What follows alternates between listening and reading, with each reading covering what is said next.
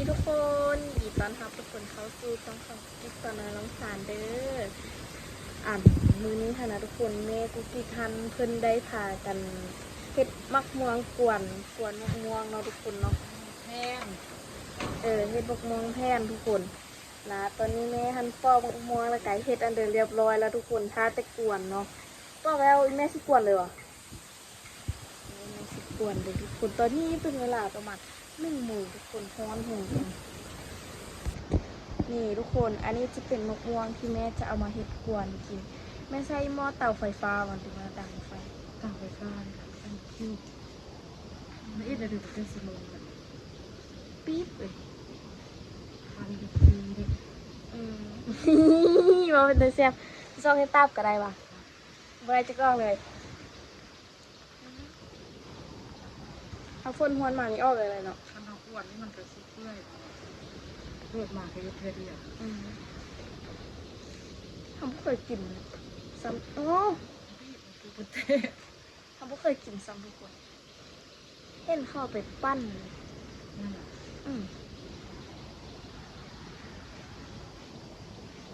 ข้าไปกล้องเลย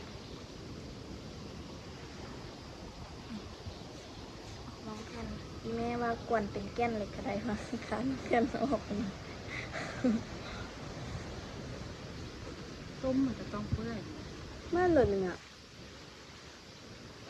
ป่าโตว่านขนาดหรอแม่เสียดเบิร์ดนี่เลยวะ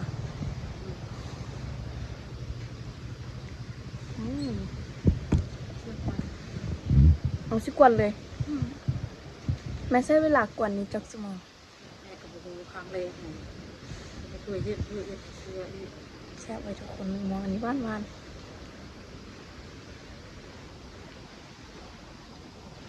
เพิ่นเห็ดมองแผ่นไว้กินยามแรงเนาะทุกคนโว้ยกินไม่เล่นคือได้กินตั้งแต่ตอนมันบดมันเละไม่ใช่หลงม่วงแผ่น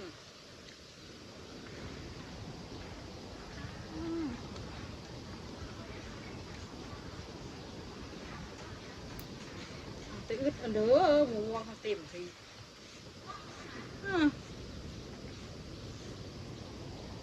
ลา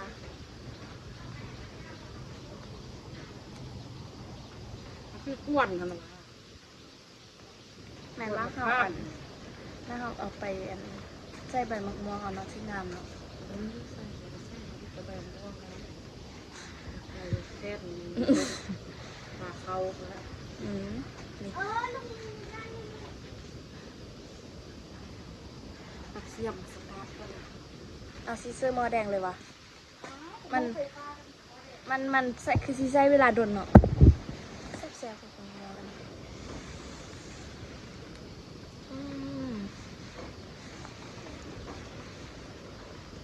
อร่อย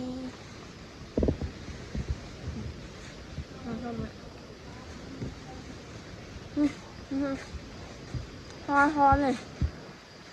ทางอื่นคันฝนตกสนั่นอยู่อันนี้ละเอาว่าแดดเจิมเปิ้งเลยนี่เขานั่งซื้อพวกประจำไฟในโมเขาไม่เคยเย็ดจะเคลียร์จะเปื่อยมาเบิ้งทุกคน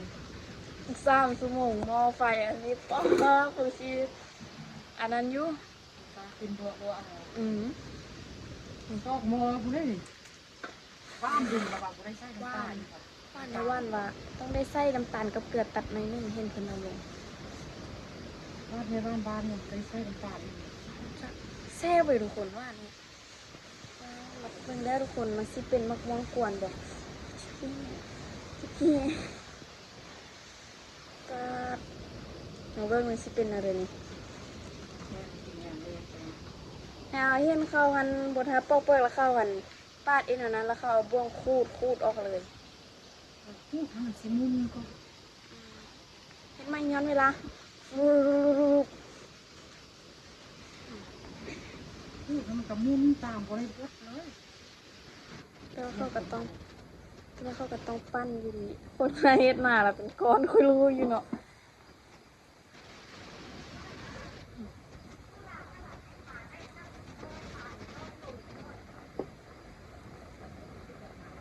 บอกว่าเป็นกินแม่พวกคนเลยเหรอเนี่ย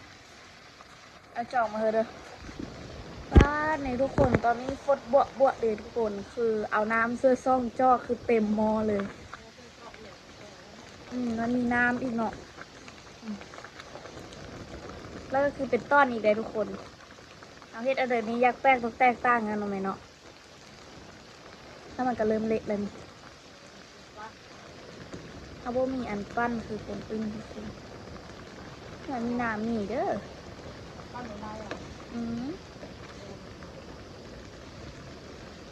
ันจะต้องใช้ของเข้าเขาถ้ามันอันนี้ดีแล้วก็แล้วนะแม่เนาะเดี๋ยวมันสิพังให้เพื่อนงาอีก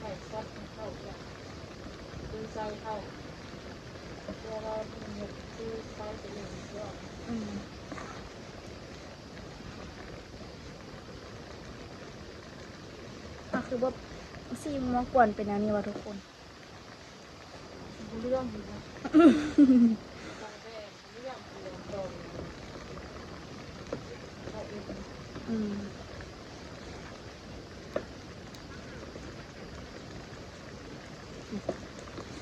คือกับคนอันนี้ให้แม่วนไปทุกคนเดี๋ยวก็สำเร็จมาเบิ้งว่าเราสิใช้เวลาเท่าไหร่นะทุกคนว่ามันสิใช้เวลาจากสมุนเพราะว่าบางตัวมันกับเป็นต้นแข้งเพราะว่ามีตัวอ้าวสุกดีบสุกดีนะแม่เนาะแล้วต้นน้อยแล้วก็ต้นใหญ่ทุกคน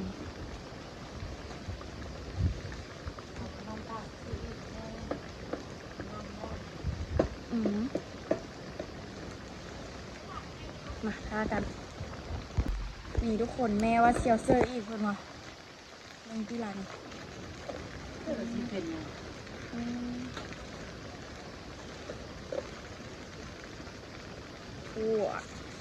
พอแล้วคนไทยแล้ว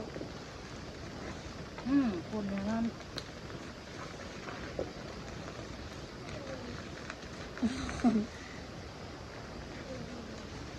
น้ำปูดอีกล้นอีกวันนี้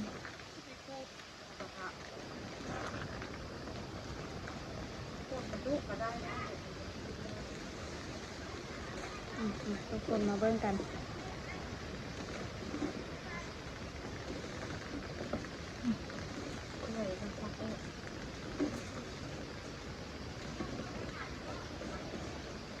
ฝนสิตกแล้วทุกคนเลย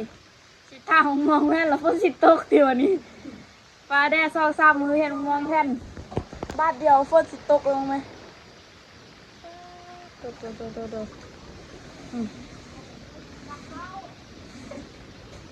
ไฟยังเกิดก่อนเปิดแล้วบ่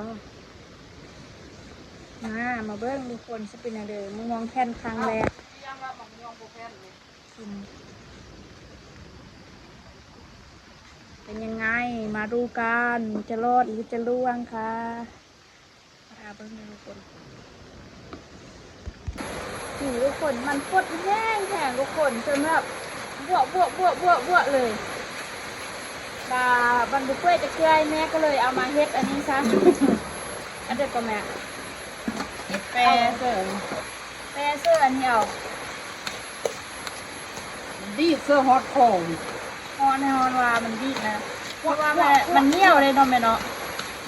ไหวฟันเลย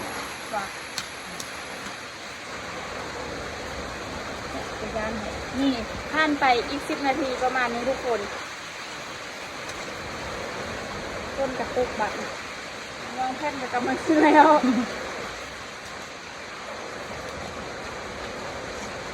เบิ่งเด้อทุกคนที่เป็นมองแผ่นนะเดี๋ยวนี้เป็นแบบไหนให้มันว่านบ่เขื่อเต็มบ่วงให้เอาสิสิเป็นอะไรทุกคนมาเบิ่งกันอีกเด้อทุกคนเด้อมันพาเบิ่งทุกคนทางแรงนะมันบ่แปรว่ะไอ้คือว่าเป็นคือเข้าจริง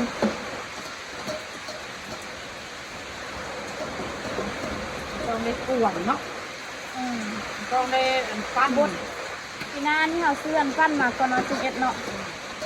บ่มีเราบ่ต้องเอ็ดหรือว่าบ่เอ็ดเลยก็ดี ที่นั่งก็บ่มากแล้วบ่มากได้ มาคุ้นๆอยู่ก่อนนี่นะทุกคน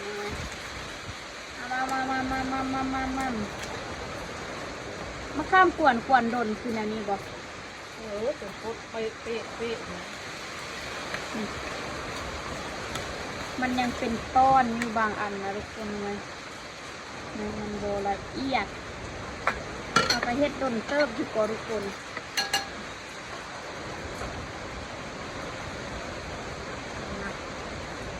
เอาใจช่วยไม่ต้องปีสิเลียวจักโมงนี่ฝนกระตกวันนี้เมื่อกี้แม่โปรยจมอยู่ๆแล้วสิงอดตรงงอด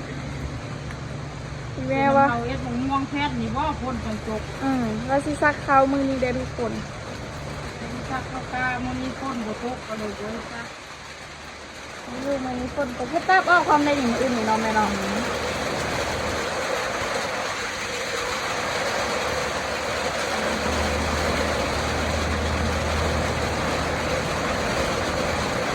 คนอื่นล่ะแม่นเข้ากวนแล้วล่ะให้ได้เป็นตากเลยส่วนเรา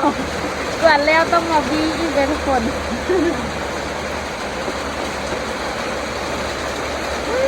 เป็นวันกวนครั้งแรกครั้งสุดท้ายอีกว่าสิ เป็นยากเย็นขนาดนี้ ไม่ตู้ก็คิดแต่เฮ็ดเลยมันเป็นงานอะไรเนาะเว้าบ่เข้ายินแล้วได้บัดนี้นะขนาดลมกันอยู่ก็บ่ได้ยินแล้วได้บัดนี้นะ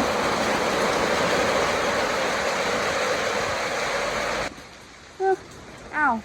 มอดกองปุ๊บฝนเสาปั๊บเป็นบาแล้วฝนนี่นะ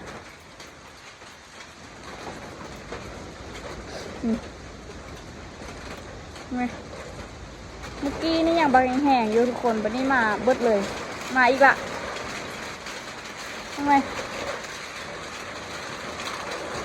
นี่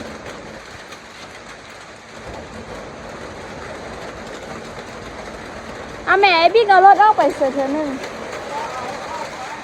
อ่า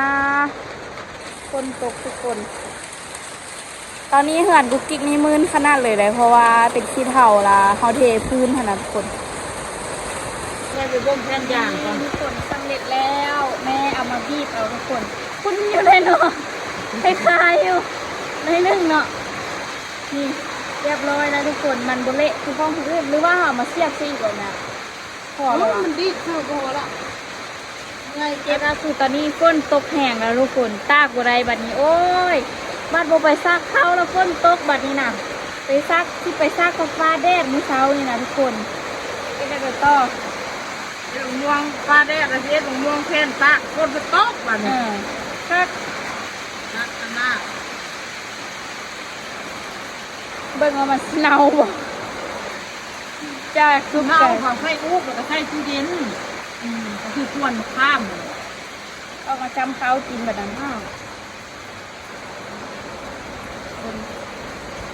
ที่น่าเดือดต่อ เฝ้าอยู่นี่แหละ เอ็ดมองกวน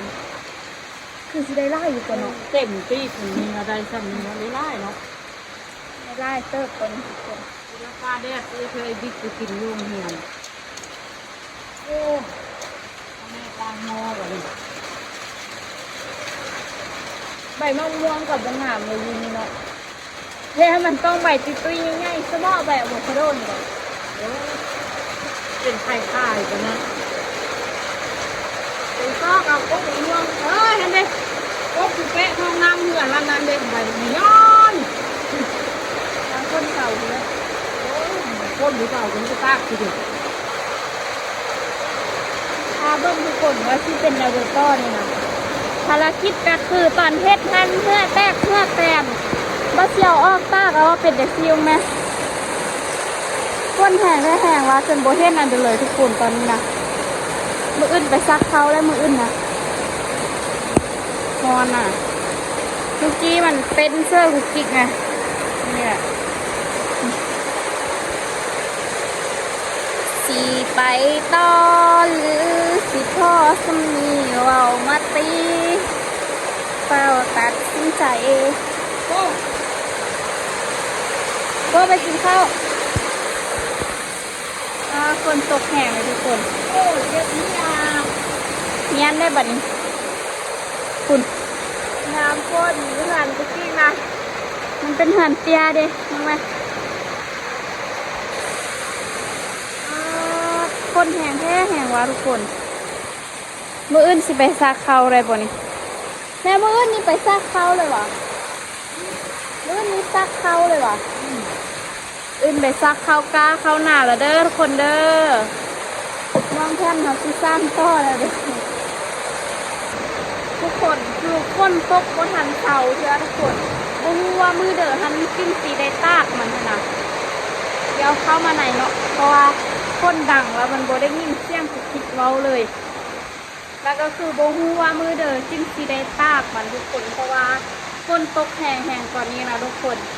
ก็คือแม่ท่านได้เอาเข้าตู้เย็นไว้ก่อนเพราะว่าถ้าเอาออกมาตากมันก็คือซีเน่าคือเก่าเพราะว่าแดดมันบดแห้งทุกคนถ้ามือได้แดดแห้งซึ่งเอาออกมาตากประมาณมืออื่นถ้าเบิ่งมืออื่นแดดที่มีแดดออกบ่หรือว่าบ่มีเลยก็ว่าได้นะทุกคนเนาะแล้วก็คือ